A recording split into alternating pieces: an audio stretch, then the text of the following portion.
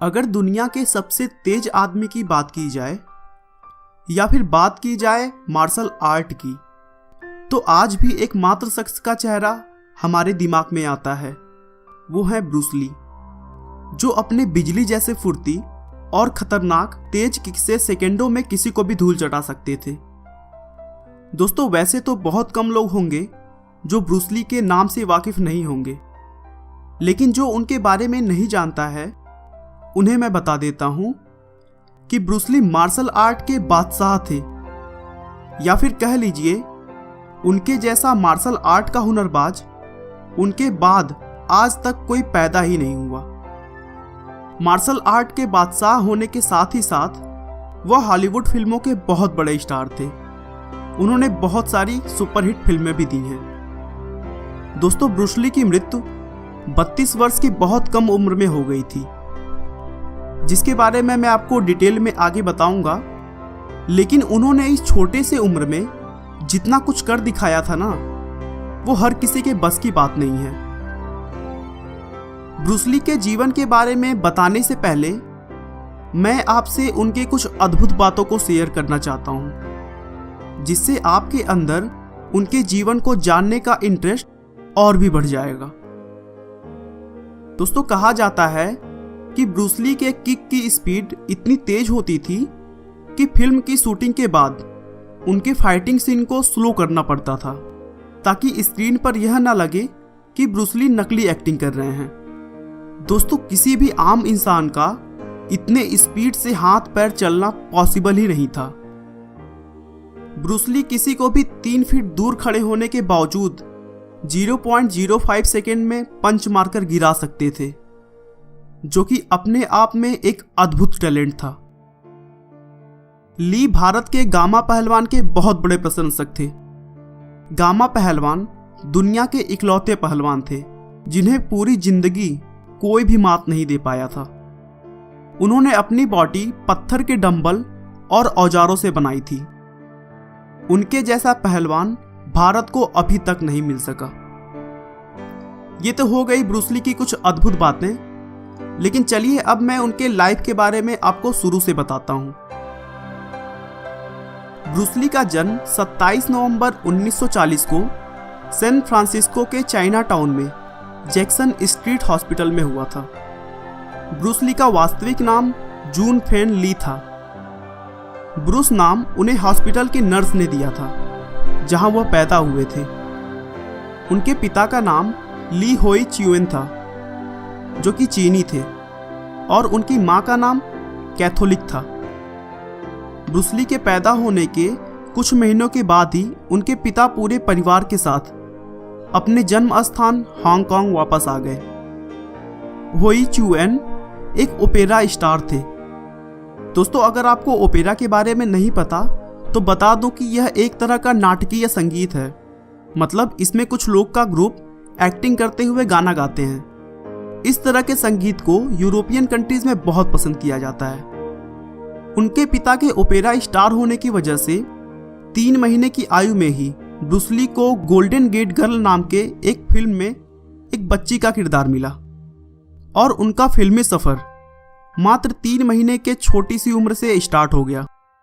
और देखते ही देखते 16 साल की उम्र तक उन्होंने 20 से ज्यादा फिल्मों में काम किया। ली ने अपनी शुरू की पढ़ाई पास के ही एक स्कूल से की। जब ली 16 साल के थे तो उन दिनों उनके शहर में कुछ गुंडे आकर बस गए थे, जो कि आम लोगों को बहुत परेशान किया करते थे।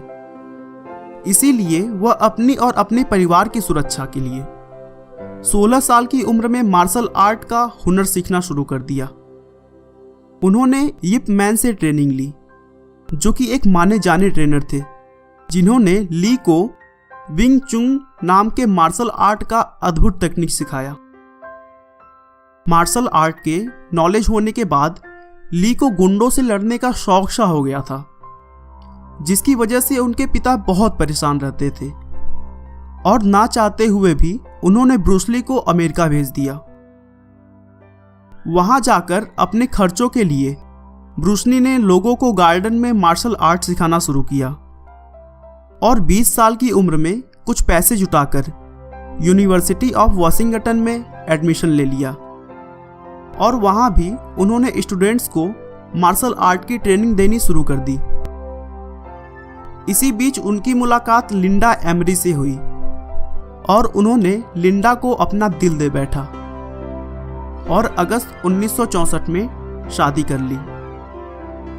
ब्रूस ली और लिंडा के 2 बच्चे हुए, ब्रैंडन ली और शैनन ली।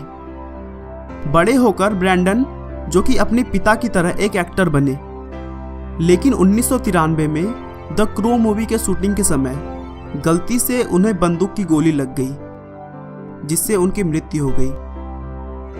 शैनन ली भी एक अभिनेत्री बनी और 1990 के समय तक उन्होंने कुछ फिल्मों में काम किया, लेकिन उसके बाद से उन्होंने एक्टिंग छोड़ दी।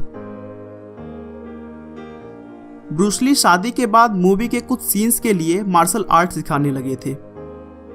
फिर 1969 में लॉस एंजल्स के चाइना टाउन में उन्होंने मार्शल आर्ट सिखाने के लिए एक ट्रेनिंग सेंटर खोली, जहां वह बड़े बड़े एक्टर्स को मार्शल आर्ट की ट्रेनिंग दिया करते थे। उसी साल उन्होंने मार्लो नाम की फिल्म में हेल्पिंग एक्टर के तौर पर काम किया था। ब्रूस ली ने अभी तक बहुत सारी फिल्मों में तो काम किया था, लेकिन वह अभी अपनी एक्टिंग के लिए फेमस नहीं हुए थे। उनकी पहली बड़ी मूवी 1971 में आई, जिसका नाम द बिग बॉस था, जो कि एक चाइनीज मूवी थी जिसमें उन्होंने लीड रोल दिया था। इस फिल्म की वजह से ब्रूस ली पूरी दुनिया में प्रसिद्ध हो गए।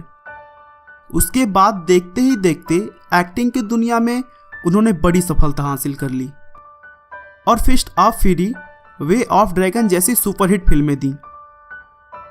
ब्रूस ली एक अच्छे आर्टिस्ट और पोएट भी थे।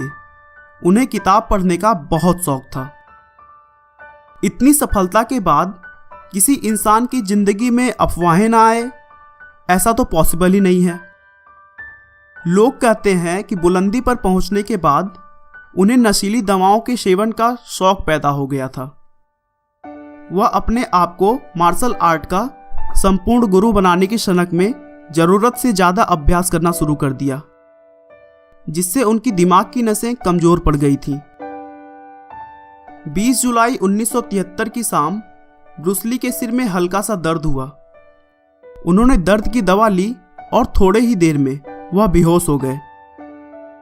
वहां से तुरंत उन्हें अस्पताल ले जाया गया, लेकिन उनकी बेहोशी फिर कभी नहीं टूटी और यह मार्शल आर्ट का बादशाह 32 साल की कम उम्र में ही इस दुनिया को अलविदा कह गया। दोस्तों, ब्रूस ली का कहना था, यदि आप किसी चीज के बारे में सोचने में बहुत अधिक समय लगाते हैं तो आप उसे कभी नहीं कर पाएंगे। आपका बहुमूल्य समय देने के लिए बहुत बहुत धन्यवाद। इस वीडियो को लाइक करके आप हमारा मनोबल बढ़ा सकते हैं। मैं हर रोज एक नई इंस्पिरेशनल और मोटिवेशनल वीडियो के साथ आता हूं। दोस्तों, अगर आप हमारी वीडियो को मिस नहीं करना चाहते तो कृपया चैनल को सब्सक्राइब कर लें। आपको यह कहानी कैसी लगी हमें कमेंट करके जरूर बताएं।